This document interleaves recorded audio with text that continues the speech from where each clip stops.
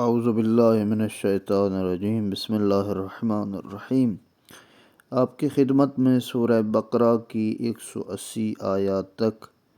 ترجمہ اور مختصر سی تفسیر بیان کر چکے ہیں۔ اعوذ باللہ من الشیطان الرجیم، فمن بدلہ بعد ما سمعہ فإنما اسمہ علی الذین یبدلونہ ان اللہ سمیع علیم۔ فمن خاف من موص جنفا او اثما فاصلح بینهم فلا اثم علیہ ان اللہ غفور رحیم۔ یا ایہا الذین آمنوا کتب علیکم الصیام کما کتب علی الذین من قبلکم لعلکم تتقون ایاما معدودات فمن كان منكم مريضا أو على سفر فعدة من أيام أخر وعلى الذين يطيقونه فدية طعام مسكين فمن تطوع خيرا فهو خير له وأن تصوموا خير لكم إن كنتم تعلمون شهر رمضان الذي أنزل فيه القرآن هدى للناس وبينات من الهدى والفرقان فمن شهد منكم الشهر فليصومه ومن كان مريضا أو على سفر فعدة من أيام أخر يريد الله بكم اليسر ولا يريد بكم العسر ولتكملوا العدة ولتكبروا الله على ما هداكم ولعلكم تشكرون۔ 180 آیات تک کا ترجمہ آپ کی خدمت میں پیش کر چکے ہیں۔ آج 181 آیت۔ جو وصیت کو سن لینے کے بعد اسے بدل ڈالے اس کا گناہ ان بدلنے والوں پر ہوگا۔ اللہ یقیناً ہر بات کا خوب سننے والا اور جاننے والا ہے۔ البتہ جو شخص یہ خوف محسوس کرے کہ وصیت کرنے والے نے جانبداری یا گناہ کا ارتکاب کیا ہے، پھر وہ آپس میں صلح کرا دے تو اس پر کوئی گناہ نہیں۔ بے شک اللہ بڑا بخشنے والا اور رحم کرنے والا ہے۔ اے ایمان والو، تم پر روزے کا حکم لکھ دیا گیا ہے جس طرح تم سے پہلے لوگوں پر لکھ دیا گیا تھا تاکہ تم تقوی اختیار کرو، یعنی تم پر فرض کر دیے گئے۔ اس سے پہلے بھی روزے ہوتے تھے، یعنی کہ روزہ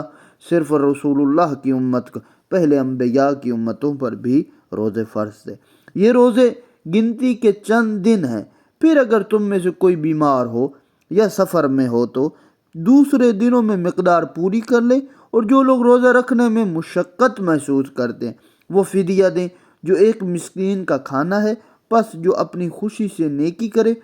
تو اس کے لیے بہتر ہے، اور اگر تم سمجھو تو روزہ رکھنا تمہارے لیے بہتر ہے۔ روزے کا حکم جو کہ ذات پروردگار کی طرف سے، اور اسی طرح چھوٹ بھی ہے۔ مثلا جو لوگ یہ کہتے ہیں کہ ماہ رمضان کے روزے رکھنے چاہیے، حالانکہ ایسے نہیں ہے کہ سب پہ واجب ہے، لیکن ان میں جو استثناء بیان کیا گیا ہے، کہا مسافر ہے، مریض ہے، ان کے لیے اگر وہ نہیں رکھ سکتا ماہ رمضان میں تو ماہ رمضان سے ہٹ کر وہ اپنے جو روزے قضا ہوئے ہیں ان کو بجا لائے گا۔ اور اسی طرح رمضان وہ مہینہ ہے جس میں قرآن نازل کیا گیا جو لوگوں کے لیے ہدایت ہے اور ایسے دلائل پر مشتمل ہے جو ہدایت اور امتیاز یعنی فرق کرنے والا ہے۔ لہٰذا تم میں سے جو شخص اس مہینے کو پائے وہ روزہ رکھے، اور جو بیمار اور مسافر ہو وہ دوسرے دنوں میں مقدار پوری کرے۔ اللہ تمہارے لیے آسانی چاہتا ہے اور تمہیں مشقت میں ڈالنا ہی نہیں چاہتا، اور وہ چاہتا ہے کہ تم مقدار پوری کرو، اور اللہ نے تمہیں جس ہدایت سے نوازا ہے اس پر اللہ کی عظمت و کبریائی کا اظہار کرو، شاید کہ تم شکر گزار بن جاؤ۔ اس کے اندر ذات پروردگار نے جو حکم بتائیں، فقہ جعفریہ کے مطابق حالت سفر اور حالت مرض میں روزہ نہیں رکھا جاتا، نہیں رکھنا چاہیے۔ جو لوگ روزہ رکھنے میں غیر معمولی مشقت محسوس کرتے وہ فی روزہ فدیہ دیں، یعنی جو ایک مسکین کا کھانا ہے۔ اور اسی طرح تھوڑی سی اور تشریح کہ رمضان سے مشتق ہے جو سخت تپش کے معنوں میں ہے۔ حدیث میں آیا ہے کہ رمضان کو یہ نام اس لیے دیا گیا ہے کہ یہ ایمان کی تپش سے گناہوں کو جلا دیتا ہے۔ وَإِذَا سَأَلَكَ عِبَادِي عَنِّي فَإِنِّي قَرِيبٌ اجیب دعوت الداعی اذا دعانی فلیستجیبوا لی ولیؤمنوا بی لعلہم یرشدون۔ احل لکم لیلۃ الصیام رفثا الی نسائکم ہن لباس لکم وانتم لباس لہن علم اللہ انکم کنتم تختانون انفسکم فتاب علیکم وعفا عنکم فالآن باشروہن وابتغوا ما كتب اللہ لکم وَكُلُوا وَاشْرَبُوا حَتَّى يَتَبَيَّنَ لَكُمُ الْخَيْطُ الْأَبْيَضُ مِنَ الْخَيْطِ الْأَسْوَدِ مِنَ الْفَجْرِ ثُمَّ أَتِمُّوا الصِّيَامَ إِلَى اللَّيْلِ وَلَا تُبَاشِرُوهُنَّ وَأَنْتُمْ عَاكِفُونَ فِي الْمَسَاجِدِ تِلْكَ حُدُودُ اللَّهِ فَلَا تَقْرَبُوهَا كَذَلِكَ يُبَيِّنُ اللَّهُ آيَاتِهِ لِلنَّاسِ لَعَلَّهُمْ يَتَّقُونَ ولا تأكلوا أموالكم بينكم بالباطل وتدلوا بها إلى الحكام لتأكلوا فريقا من أموال الناس بالإثم وأنتم تعلمون يسألونك عن الأحلة قل هي مواقيت للناس والحج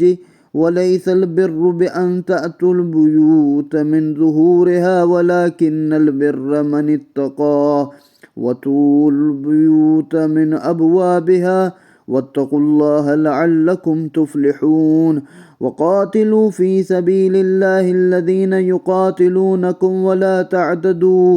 إِنَّ اللَّهَ لَا يُحِبُّ الْمُعْتَدِينَ۔ اور جب میرے بندے آپ سے میرے متعلق یعنی ذات پروردگار کہہ رہے سوال کریں تو کہہ دیں کہ میں ان سے قریب ہوں، دعا کرنے والا جب مجھے پکارتا ہے تو میں اس کی دعا قبول کرتا ہوں، بس انہیں بھی چاہیے کہ میری دعوت پر لبیک کہیں اور مجھ پر ایمان لائیں تاکہ وہ راہ راست پر رہیں۔ اور روزوں کی راتوں میں اپنی بیویوں کے پاس جانا تمہارے لیے حلال کر دیا ہے، یعنی روزے کی حالت میں قریبی نہیں ہو سکتی، وہ تمہارے لیے لباس ہیں اور تم ان کے لیے لباس ہو۔ اللہ نے دیکھا کہ تم اپنے آپ سے خیانت کر رہے تھے، پس اللہ نے تم پر عنایت کی اور تم سے درگزر فرمایا،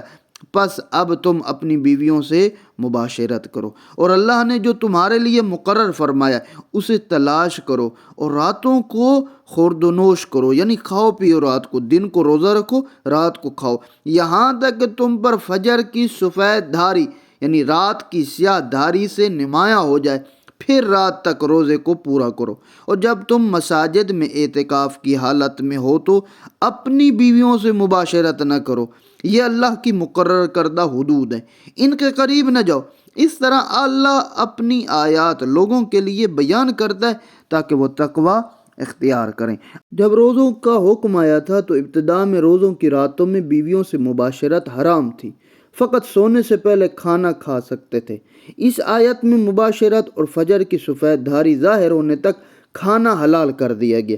ساتھ ہی میاں بیوی کا تعلق بیان ہوا ہے۔ دونوں کے لیے تعبیر یکساں ہے کہ باہمی ربط و تعلق، زیب و زینت، تحفظ کے اعتبار سے یہ دونوں ایک دوسرے کے لیے لباس جیسی اہمیت رکھتے ہیں۔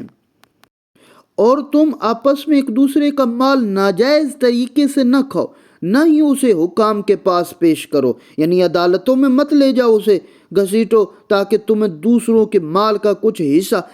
دانستہ طور پر ناجائز طریقے سے کھانے کا موقع میسر آئے۔ اس کی تفسیر میں علماء کرام نے لکھا ہے اموالکم کی تعبیر سے انفرادی ملکیت ثابت ہوتی ہے، بلکہ اسلام اس انفرادی ملکیت کی حرمت کا قائل ہے۔ اور اسی طرح الکافی کے اندر امام علیہ السلام کا فرمان ہے کہ مال مسلم جو اس کی جائیداد جس اعتبار سے بھی ہو کو وہی حرمت حاصل ہے، وہی مقام حاصل ہے جو اس کے خون کو حاصل ہے۔ جس طرح اس کا خون بہانا حرام ہے، اسی طرح اس کا ناجائز طریقے سے اس کے مال کو ہڑپ کرنا، کھا جانا، یہ بھی حرام ہے۔ امام جعفر صادق علیہ السلام سے ایک روایت ہے کہ عدالتی فیصلوں میں رشوت لینا خدائے عظیم سے کفر برتنے کے مترادف ہے۔ اور اسی طرح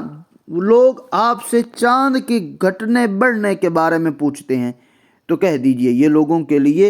اور حج کے اوقات کے تعین کا ذریعہ ہے، اور ساتھ یہ بھی کہہ دیجئے کہ حج کے احرام باندھو تو پشت خانہ سے داخل ہونا کوئی نیکی نہیں ہے، بلکہ نیکی تو یہ ہے کہ انسان تقوی اختیار کرے اور تم اپنے گھروں میں دروازوں سے ہی داخل ہوا کرو، اللہ کی ناراضگی سے بچے رہو تاکہ تم فلاح پا جاؤ۔ عربوں کے ہاں ایک رسم و رواج یہ تھا کہ حج کے لیے احرام باندھنے کے بعد وہ اپنے گھروں میں دروازے سے داخل نہیں ہوتے تھے، بلکہ پیچھے سے دیوار پھلانگ کر یا گھر کی کھڑکیوں سے داخل ہوتے تھے۔ تو قرآن نے اس کام سے منع فرما دیا، اور تم راہ خدا میں ان لوگوں سے لڑو جو تم سے لڑتے ہیں، اور حد سے تجاوز نہ کرو، اللہ تجاوز کرنے والوں کو یقیناً دوست نہیں رکھتا۔ مسلمانوں کو پہلی بار یہ حکم دیا جا رہا ہے کہ جو لوگ تمہاری دعوت کے خلاف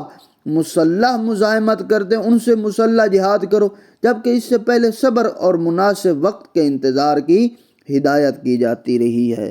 وَاقْتُلُوهُمْ حَيْثُ ثَقِفْتُمُوهُمْ وَأَخْرِجُوهُمْ مِنْ حَيْثُ أَخْرَجُوكُمْ وَالْفِتْنَةُ أَشَدُّ مِنَ الْقَتْلِ وَلَا تُقَاتِلُوهُمْ عِنْدَ مَسْجِدِ الْحَرَامِ حَتَّى يُقَاتِلُوكُمْ فِيهِ فَإِنْ قَاتَلُوكُمْ فَاقْتُلُوهُمْ كَذَلِكَ جَزَاءُ الْكَافِرِينَ فَإِنْ انْتَهُوا فَإِنَّ اللَّهَ غَفُورٌ رَحِيمٌ وَقَاتِلُوهُمْ حَتَّى لَا تَكُونَ فِتْنَةٌ وَيَكُونَ الدِّينُ لِلَّهِ فَإِنْ انْتَهُوا فَلَا عُدْوَانَ إِلَّا عَلَى الظَّالِمِينَ الشَّهْرُ الْحَرَامُ بِالشَّهْرِ الْحَرَامِ وَالْحُرُمَاتُ قِصَاصٌ فَمَنِ اعْتَدَى عَلَيْكُمْ فَاعْتَدُوا عَلَيْهِ بِمِثْلِ مَا اعْتَدَى عَلَيْكُمْ وَاتَّقُوا اللَّهَ وَاعْلَمُوا أَنَّ اللَّهَ مَعَ الْمُتَّقِينَ وَأَنْفِقُوا فِي سَبِيلِ اللَّهِ وَلَا تُلْقُوا بِأَيْدِيكُمْ إِلَى التَّهْلُكَةِ وَأَحْسِنُوا إِنَّ اللَّهَ يُحِبُّ الْمُحْسِنِينَ۔ اور ان کافروں کو جہاں کہیں بھی پاؤ قتل کرو، انہیں نکالو جہاں سے انہوں نے تمہیں نکالا ہے، اور فتنہ قتل سے بھی زیادہ برا ہے۔ ہاں، مسجد الحرام کے پاس ان سے اس وقت تک نہ لڑو جب تک وہ وہاں تم سے نہ لڑیں، لیکن اگر وہ تم سے لڑیں تو تم انہیں مار ڈالو، کافروں کی ایسی ہی سزا ہے۔ البتہ اگر وہ باز آ جائیں تو یقیناً اللہ بڑا معاف کرنے والا اور رحم کرنے والا ہے، اور تم ان سے اس وقت تک لڑو کہ فتنہ باقی نہ رہے، دین اللہ ہی کے لیے ہو جائے۔ ہاں، اگر وہ باز آ جائیں تو ظالموں کے علاوہ کسی کے ساتھ زیادتی نہ ہوگی۔ حرمت والے مہینے کا بدلہ حرمت کا مہینہ ہی ہے، اور حرمتوں کا بھی قصاص ہے، لہذا جو تم پر زیادتی کرے تو تم بھی اس پر اسی طرح زیادتی کرو جس طرح اس نے تم پر زیادتی کی ہے۔ یعنی اگر اس نے ہاتھ سے تم پر حملہ کیا ہے، تلوار سے حملہ کیا ہے، نیزے سے حملہ کیا ہے، تو تم بھی تلوار اور نیزے اور اسی طرح اس کو جواب دو، اس سے اضافہ نہ کرو۔ اللہ سے ڈرتے رہو، جان لو کہ اللہ پرہیزگاروں کے ساتھ ہے، اور اللہ کی راہ میں خرچ کرو، اپنے ہاتھوں اپنے آپ کو ہلاکت میں نہ ڈالو، احسان کیا کرو،